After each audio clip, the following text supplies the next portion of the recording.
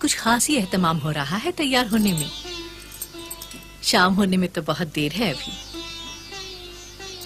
अम्मा, आज मेरी चोटी खुद बना दूं?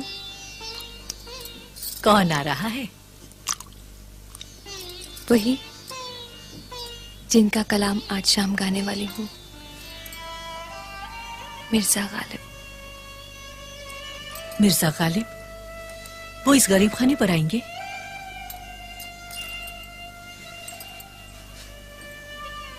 उस पे बन जाए कुछ ऐसी कि बिना आए न बने। अम्मा,